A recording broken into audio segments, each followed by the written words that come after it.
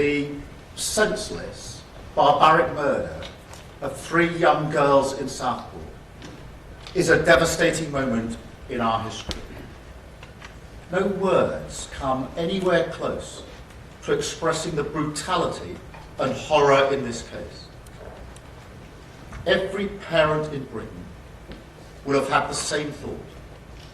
It could have been anywhere. It could have been our children. But it was Southport. It was Bibi, 6 years old. Elsie, 7. Alice, 9. Back in August, I said there would be a time for questions, but that first justice had to be done, and that above all, we must not interfere with the work of the police, the prosecutors, and the delivery of that justice. Well, yesterday, thankfully, a measure of justice was done, but it won't bring those girls back to their families, and it won't remove the trauma from the lives of those who were injured. Their lives will never be the same. So before I turn to the questions that must now be answered, for the families and the nation, I first want to recognise their unimaginable grief, because I know the whole country grieves for them. The tragedy of the Southport killings must be a line in the sand for Britain. We must make sure the names of those 3 young girls are not associated with the vile perpetrator, but instead with a fundamental change in how Britain protects its citizens and its children. In pursuit of that, we must, of course, ask and answer difficult questions. Questions that should be far-reaching, unburdened by cultural or institutional sensitivities, and driven only by the pursuit of justice. That is what we owe the families.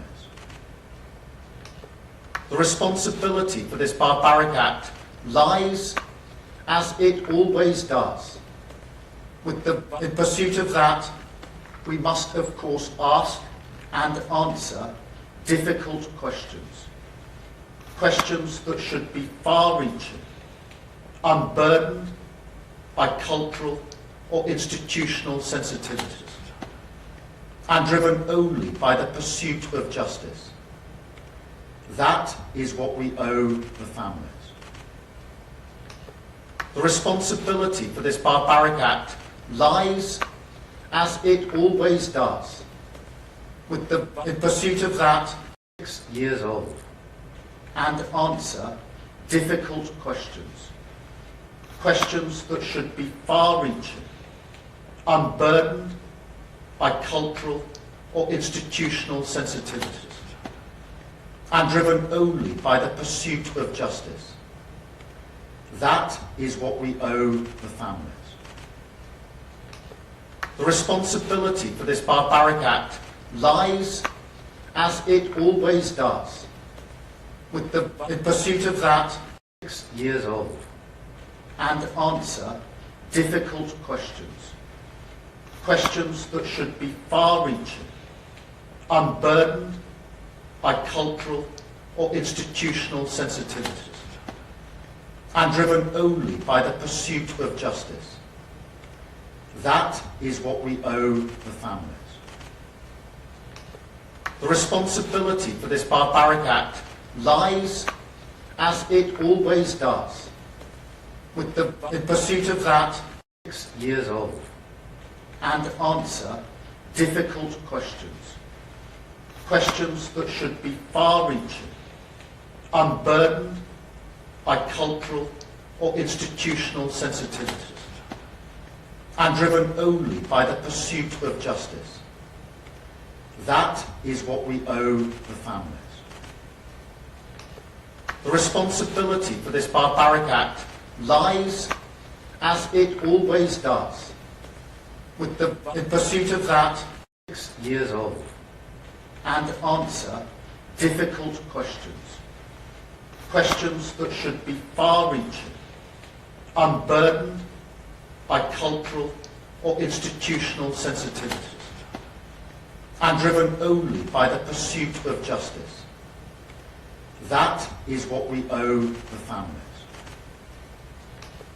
The responsibility for this barbaric act lies, as it always does, with the in pursuit of that 6 years old and answer difficult questions. Questions that should be far-reaching, unburdened by cultural or institutional sensitivities, and driven only by the pursuit of justice. That is what we owe the families. The responsibility for this barbaric act lies, as it always does, with the in pursuit of that 6 years old and answer difficult questions. Questions that should be far-reaching, unburdened by cultural or institutional sensitivities, and driven only by the pursuit of justice. That is what we owe the families. The responsibility for this barbaric act lies, as it always does, with the in pursuit of that 6 years old and answer difficult questions. Questions that should be far-reaching, unburdened by cultural or institutional sensitivities, and driven only by the pursuit of justice. That is what we owe the families. The responsibility for this barbaric act lies, as it always does, with the in pursuit of that 6 years old and answer difficult questions. Questions that should be far-reaching, unburdened by cultural or institutional sensitivities, and driven only by the pursuit of justice. That is what we owe the families. The responsibility for this barbaric act lies, as it always does, with the in pursuit of that 6 years old and answer difficult questions. Questions that should be far-reaching, unburdened by cultural or institutional sensitivities, and driven only by the pursuit of justice. That is what we owe the families. The responsibility for this barbaric act lies, as it always does, with the in pursuit of that 6 years old and answer difficult questions. Questions that should be far-reaching, unburdened by cultural or institutional sensitivities, and driven only by the pursuit of justice. That is what we owe the families. The responsibility for this barbaric act lies, as it always does, with the in pursuit of that 6 years old and answer difficult questions. Questions that should be far-reaching, unburdened by cultural or institutional sensitivities, and driven only by the pursuit of justice. That is what we owe the families. The responsibility for this barbaric act lies, as it always does, with the in pursuit of that 6 years old and answer difficult questions. Questions that should be far-reaching, unburdened by cultural or institutional sensitivities, and driven only by the pursuit of justice. That is what we owe the families. The responsibility for this barbaric act lies, as it always does, in pursuit of that 6 years old, and answer difficult questions.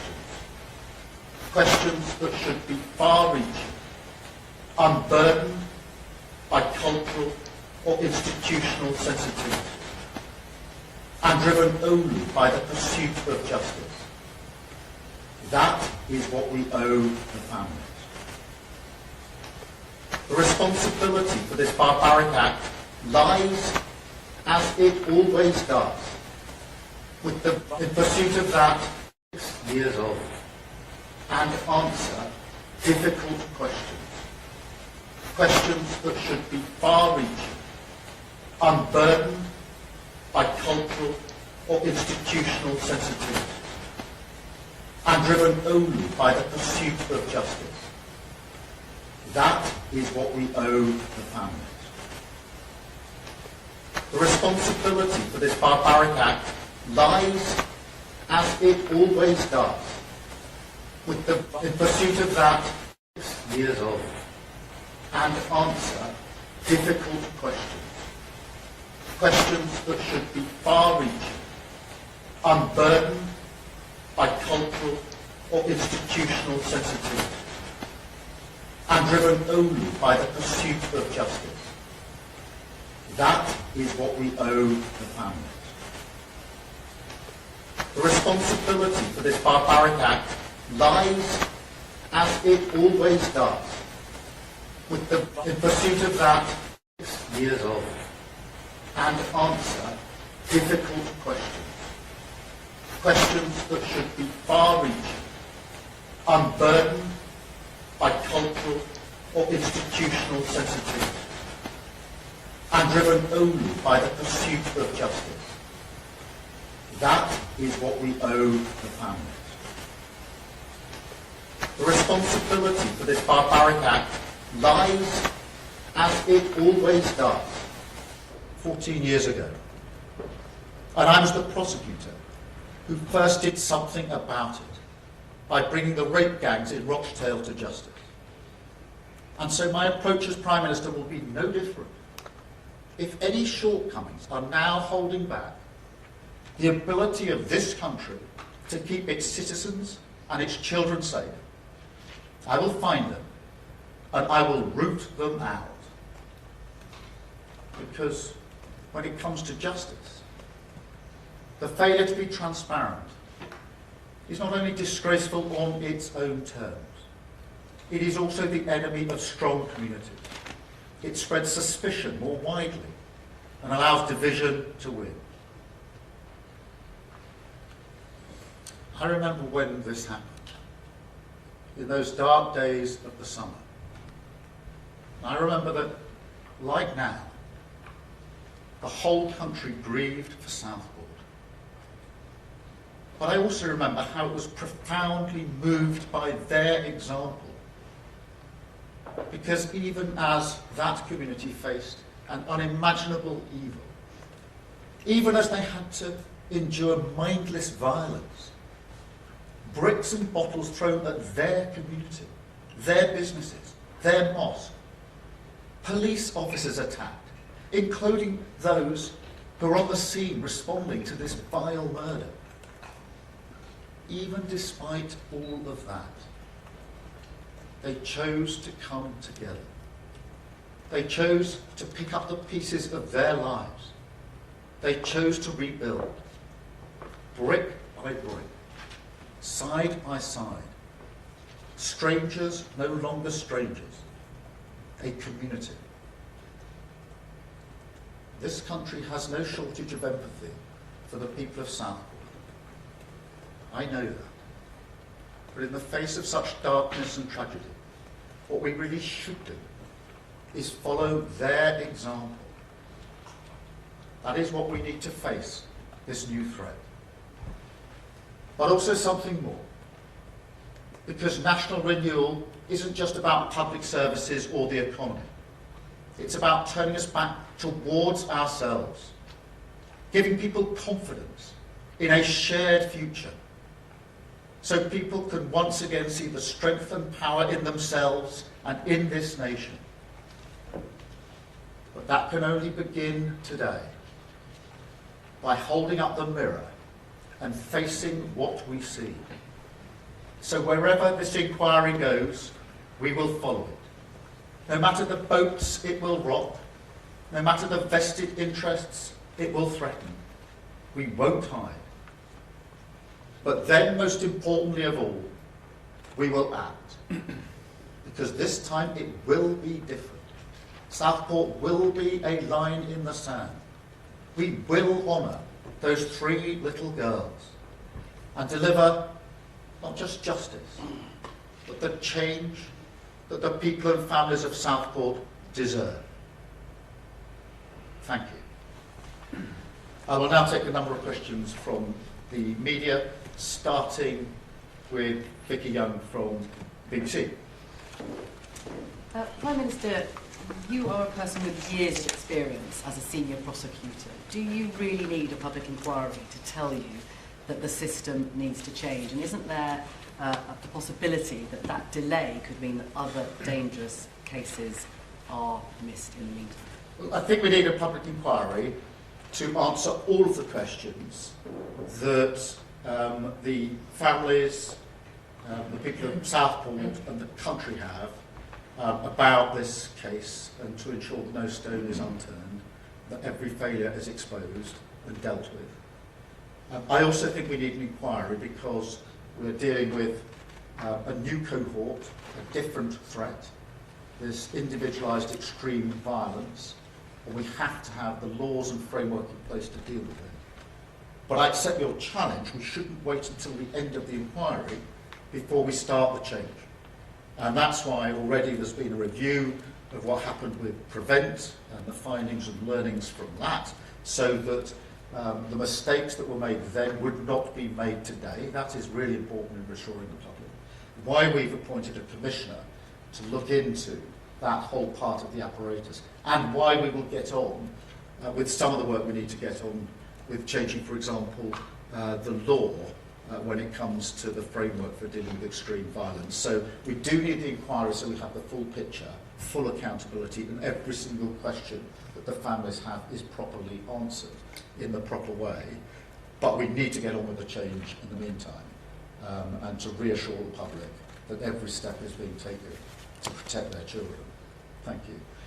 Beth Rigby, Sky News. Beth Rigby, Sky News, thank you. Prime Minister, it now emerges the perpetrator was known to the authorities and had been referred to Prevent, the anti-terrorism programme, 3 times.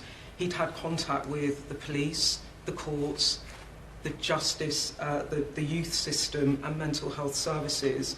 It's a catastrophic failure of the state to protect those young girls. Do you acknowledge that if that information had come out when the riots were happening, it would have provoked further outrage by the public, so you withheld information? Is that true? And do you acknowledge that whatever happens now, whatever public inquiry you carry out, this will hugely undermine trust from the public in the authorities and your government? Thank you. Thank you, Beth. Let me be clear. Responsibility for the disorder and the violence lies with those that perpetrated it. We need to be really clear about that. But let me address the facts as you put them to me. There has been a failure here, and I don't intend to let any institution of the state deflect from their failures, and I acknowledge that readily here.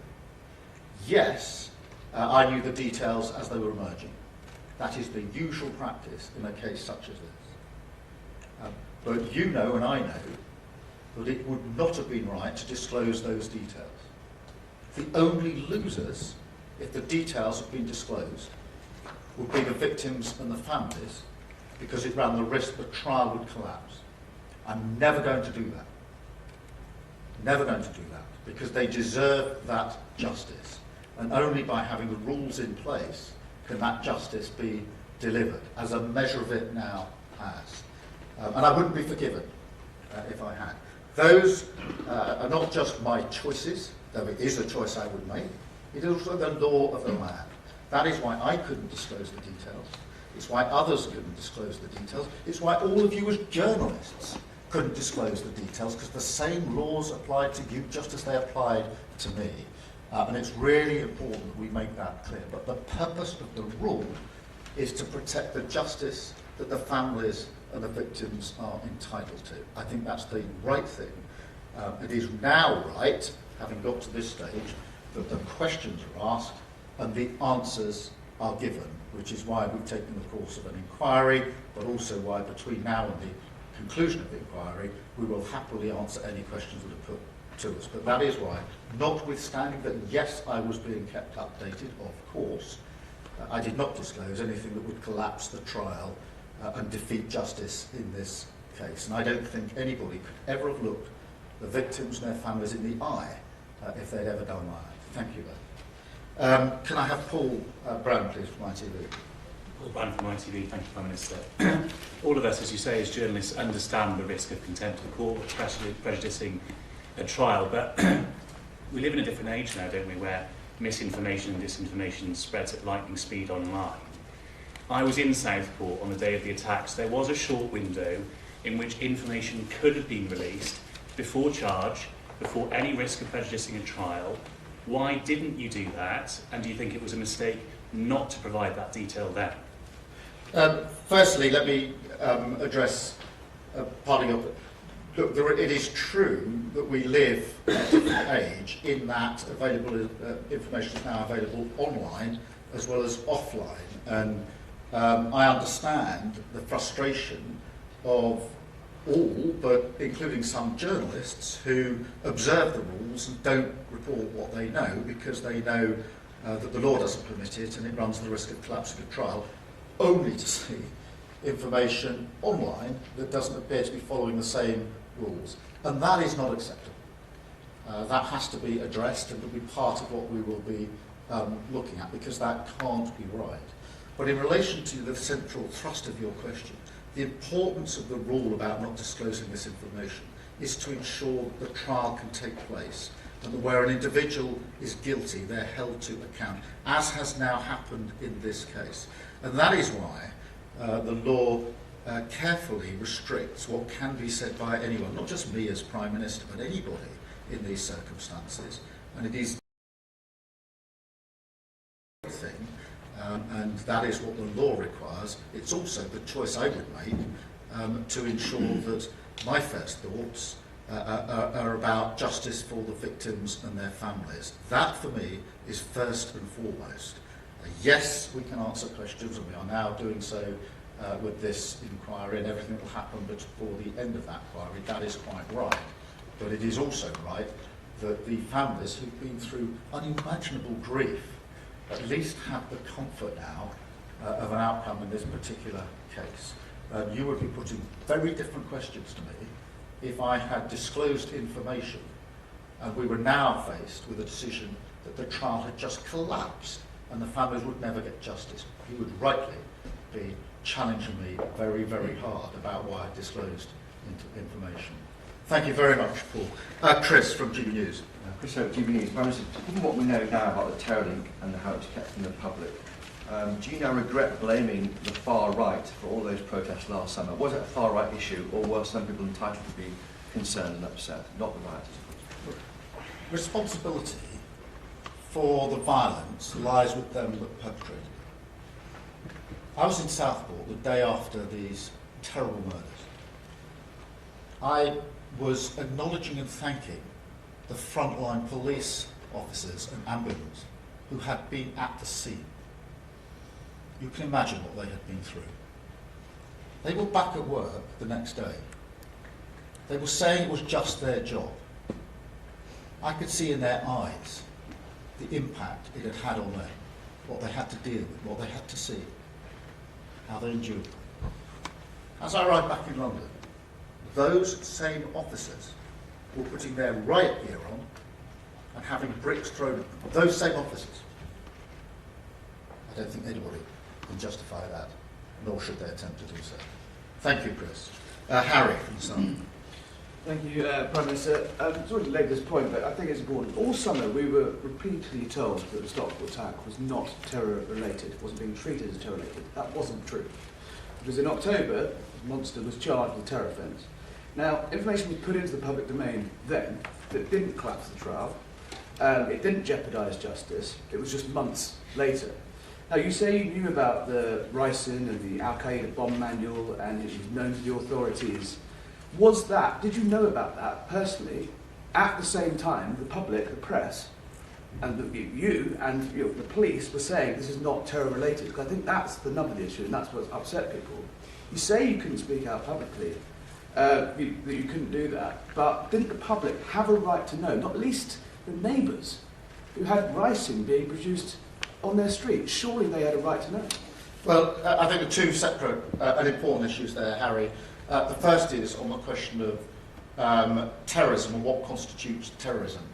And my concern in this case is that we have clearly got an example of extreme violence, individualised violence, that we have to protect our children from and our citizens from. And it is a new threat. It's not what we would have usually thought of as terrorism when definitions were drawn up, when guidelines were put in place, when the framework was put in place. And we have to recognise that here today, because I think most people would say, looking at the facts of this case, it's clearly extreme violence, it's clearly intended to terrorise. And I completely accept and understand that, and that is my view. Therefore, we have to make sure that the law and the framework for responding is appropriate to the new threat that we face. And there we will make whatever changes are necessary in the law to deal with it. On the second point, yes, of course I was kept up to date with the facts as they were emerging. That is usual practice. But just like you, as a journalist, I had to observe the law of the land. It was not my personal decision to withhold this information, any more than it was a journalist's personal decision not to print or write about it. That is the law of the land that is in place for the reasons I've set out, to protect the integrity of the system, to ensure that the victims and their families get the justice that they deserve. Thank you, Harry. And Jason from the Mail. Thanks, PM. Jason Gross from the Daily Mail. It sounds from what you're saying like you personally consider this to have been a terrorist attack in the ordinary sense of the word. Is that right? And also, it sounds like you don't think that this is a one-off. Should people be worried? And are we going to need further protections in schools, youth centres? Because this guy seems to have had some sort of obsession with school messages. Well, thank you for raising that, because I think this is a really central issue, because, as I say, this is extreme violence, clearly intended to terrorise, and my concern is that because it is different to the sort of behaviour we've associated with terrorism, Al-Qaeda, and there are plenty of other examples, which tended to be more organised in groups with a clear political ideology and motive. Because it's not that, it is a new and different threat, it doesn't fit as well as it should within our framework, within our toolbox. And that is what we've got to change. That is the urgent question that has to be addressed. And it's one that has to be addressed before the conclusion of the inquiry. And it's why we've already done the learning from the prevent mistakes. But it is that cohort. I do think it's new. You've seen versions of it in America with some of the mass shootings in schools. It is not an isolated, ghastly example. It is, in my view, an example of a different kind of threat. And that is why I'm absolutely so determined that we will rise to that challenge and make sure that our law, our response, is capable, appropriate, and can deal with that sort of threat. But that is my concern, that is my thinking, that this is a new threat, individualised, extreme violence, obsessive, often following online viewing of material from all sorts of different sources. It is not a one-off, it is something that we all need to understand and have a shared undertaking to deal with within our society. And that is not just the laws on terrorism, the framework on terrorism, it's also the laws on what we can access online. We still have rules in place in this country about what we can see at a cinema. And yet online, you can access no end of material. We have to ensure we can rise to this new challenge, and that is what I'm determined to do. Thank you all very much indeed. Thank you.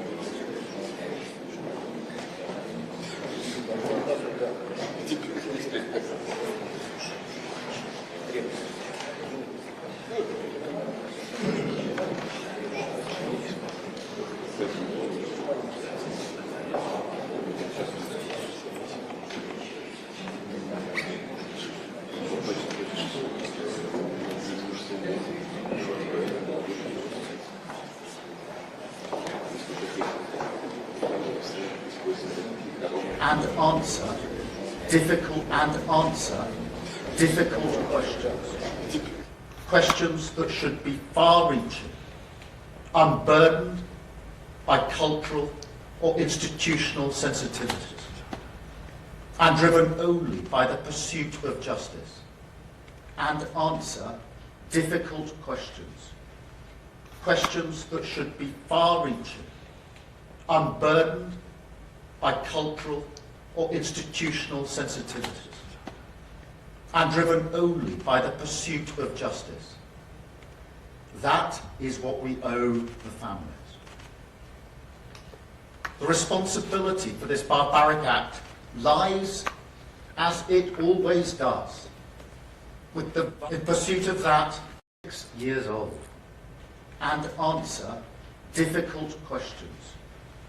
Questions that should be far-reaching, unburdened by cultural or institutional sensitivities, and driven only by the pursuit of justice. That is what we owe the families. The responsibility for this barbaric act lies, as it always does, with the in pursuit of that 6 years old, and answer difficult questions. Questions that should be